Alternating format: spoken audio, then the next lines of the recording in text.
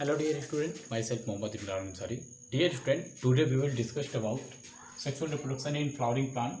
आज का हमारा टॉपिक है बच्चों development of ovule and megasporogenesis. ठीक है, आज हम लोगों का टॉपिक है मेगास्पोरोजेनेसिस क्या होता है और जो ओव्यूल होता है उसका डेवलपमेंट किस प्रकार से होता है। आज हम इसके बारे में बात करेंगे। तो सबसे पहले बच्चों अच्छे से आप लोग इसको समझते चलिएगा क्योंकि ये बहुत ही मोस्ट इंपॉर्टेंट टॉपिक आपका होने वाला है। जैसे कि आपको जानते हैं बच्चों, जैसे कोई फ्लावर होता है, जब जैसे जैसे अभी वो मेच्योर नहीं हुआ रहता है, अभी मेच्योर होना स्टार्ट होता है, उस समय उसका जो ओवरी होता है, ओवरी के अंदर बच्चों जो ओव्यूल होता है जिसको हम लोग अंडक कहते हैं, अंडाशय के अंदर बच्चों अंड पाया जाता है, वो जो होता है जो ओव्यूल होता है बच्चों, ये पूरी तरह से ये पैरेन्काइमेटस सेल से बना रहता है जिसको मृदुतक उत्तक कहा जाता है। ठीक है ना, यानी कि ये पैरेन्काइमेटस सेल से मिलकर बना होता है और इसके अंदर अगर आप देखेंगे तो बीजांड का है यानी कि न्यूसेलस आपको दिखाई देगा। ये सब क्या है बच्चों, न्यूसेलस है। अब बच्चों ध्यान दीजिएगा, पैरेन्काइमेटस सेल के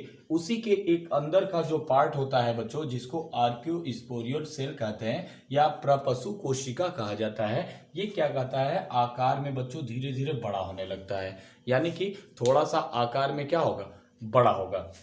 अब बड़ा होने के बाद से बच्चों ध्यान दीजिएगा, इसमें एक डिवीजन होता है जिसका नाम है माइटोसिस डिवीजन यानी कि समसूत्री विभाजन।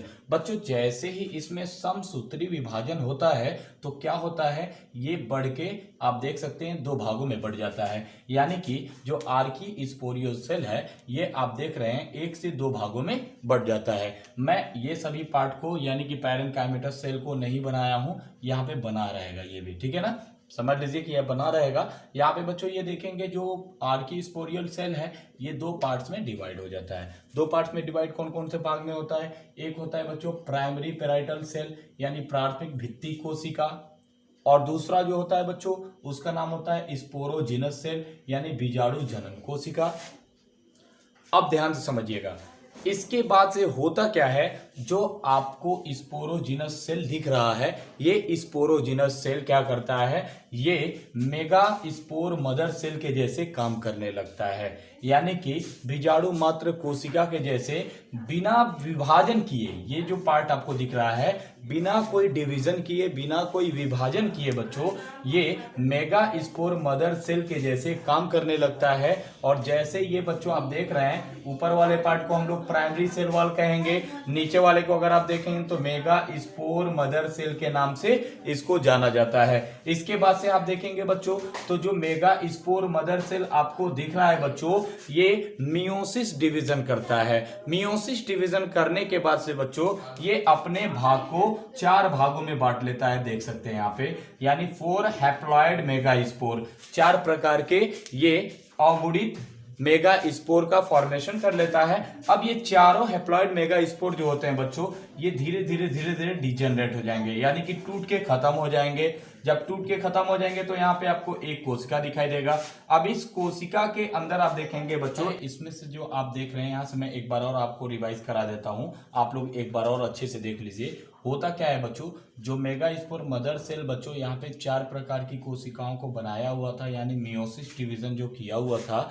अब मियोसिस डिवीजन करने के बाद से यानी अर्धसूत्री विभाजन करने के बाद से बच्चों क्या होता है, ये चारों के चारों सेल्स क्या होते हैं, पूरे के पूरे चारों सेल्स पूरी तरह से डिजेनरेट हो जाते हैं यानी कि ये टूट जाते हैं। टूट के बच्चों ये पूरी तरह से खत्म हो जाएंगे, इसको आप खत्म ही कर देंगे। ठीक है, ये खत्म हो जाएंगे। खत्म करने के बाद से यहाँ पर आप देखेंगे तो एक सेल यहाँ पर बस एक एलोन आपको सेल दिखाई देगा बच्चों, ये एक कोशिका दिखाई देगा। एक कोशिका के अंदर बच्चों इसके न्यूक्लियस का डिवीजन होता है यानी केंद्रक एक बार ये इसमें डिवीजन करता है जिसको हम लोग मियोसिस डिवीजन कहेंगे। और ये मियोसिस डिवीजन जब करेगा बच्चों तो दो कोशिका बना लेगा, एक ये और दूसरा कोशिका ये, यानी एक ऊपर के पोल पे चला जाएगा एक नीचे वाले पोल पे चला जाएगा। इस प्रकार से दो कोशिका बन गया। अब दो से क्या होता है, एक बार और इसमें बच्चों माइटोसिस डिवीजन होता है यानी समसूत्री विभाजन होता है। अब इस समसूत्री विभाजन से देखेंगे ये एक से दो भागों में बढ़ जाएगा, ये भी एक भाग से दो भागों में बढ़ जाएगा, यहाँ पर आप लोग देख सकते हैं। अब इसके बाद से क्या होगा बच्चों, इसमें एक बार और माइटोसिस डिवीजन होगा यानी समसूत्री विभाजन,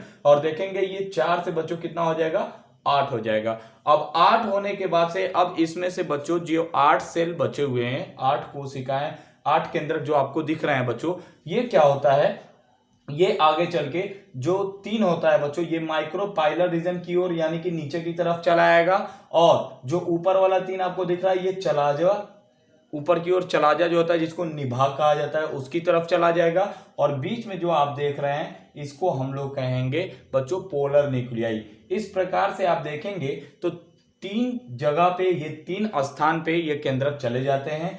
3 जो ऊपर आपको दिख रहे हैं इसको चलाजल रीजन कहेंगे। चलाजल रीजन पे जो केंद्रक जाता है इसको बच्चों एंटीपोडल के नाम से जाना जाता है। बीच वाले को पोलर न्यूक्लियाई कहा जाता है। और जो नीचे वाला आप देख रहे हैं बच्चों, इस नीचे वाले के जो एक पार्ट है इसको हम लोग कहेंगे बच्चों, सबसे ऊपर वाले को एक सेल कहेंगे, दोनों को सिनर्जिड कहेंगे, और तीनों को एक साथ बच्चों एग एपरेटस के नाम से हम लोग जानते हैं, जो कि मैं आपको बना के एक बार रुके मैं आपको दिखा देना चाहता हूं। हाँ तो बच्चों आप लोग देख सकते हैं यहाँ पे जो ये आपको दिख रहा है ये एक तरह का ओव्यूल है। इस ओव्यूल के अंदर आप कुछ स्ट्रक्चर देख रहे हैं, 3 तरह की कोशिकाएं दिख रही होंगी। अभी मैंने बताया कि 8 कोशिका होने के बाद से ये 8 क्या होती हैं, 3 ऊपर की तरफ चली जाती हैं और 3 जो होती है नीचे की तरफ चली जाती हैं, और 2 जो आपको दिख रहे हैं ये बीच में चला जाता है। इन सब का नाम बच्चों अलग अलग होता है। सबसे पहले तो हम लोग इस भाग के बारे में जानेंगे। ये जो भाग होता है बच्चों इसको कहा जाता है माइक्रोपाइल। क्या कहा जाता है बच्चों, तो इसको कहा जाता है माइक्रोपाइल। ठीक है, अब माइक्रोपाइल के जस्ट अपोजिट बच्चों इसको हम लोग कहेंगे चलाजा। ठीक है ना, चलाजा इसको कहा जाता है, या इसी को आप हिंदी में निभाग के नाम से भी जान सकते हैं। निभाग इसको हिंदी में कहा जाता है। और माइक्रोपाइल को बच्चों कहा जाता है बीजांड द्वार। बीजांड द्वार, ठीक है ना, बीजांड द्वार कहा जाता है। और बच्चों यहां पर आप देखेंगे जो ये वाला कोशिका दिख रहा है, ये जो आपको सेल दिख रहा है इसको कहते हैं बच्चों एग सेल। ध्यान से समझिएगा, इसको एग सेल कहेंगे। और ये जो आपको दिख रहा है बच्चों इसको कहते हैं सिनर्जिड। याद रखिएगा ये बहुत ही इंपॉर्टेंट कोशिका होते हैं, ये होता है सिनर्जिड। और इन दोनों को यानी इन तीनों को मिला के बच्चों कहा जाता है एग एपैरेटस। एग एपैरेटस इसको कहेंगे। और जो बीच वाला बच्चों आपको ये सेल दिख रहा है इसको कहेंगे बच्चों पोलर न्यूक्लियाई। पोलर न्यूक्लियाई, इसको पोलर न्यूक्लियाई कहेंगे। और जो ये तीनों आपको दिख रहे हैं बच्चों, ये तीनों सेल को हम लोग कहेंगे एंटीपोडल सेल। Antipodal cell. इस प्रकार से आप देखेंगे तो इतने सारे पार्ट का फॉर्मेशन होता है एक ओव्यूल के अंदर, जो कि आप इससे देख सकते हैं। इससे पहले वाले फिगर में मैंने आपको अभी दिखाया था कि किस प्रकार से ऐसे 8 सेल का डेवलपमेंट हुआ है, उसको आप लोग अच्छे से समझ लीजिएगा। उसके बाद से इसको समझिएगा।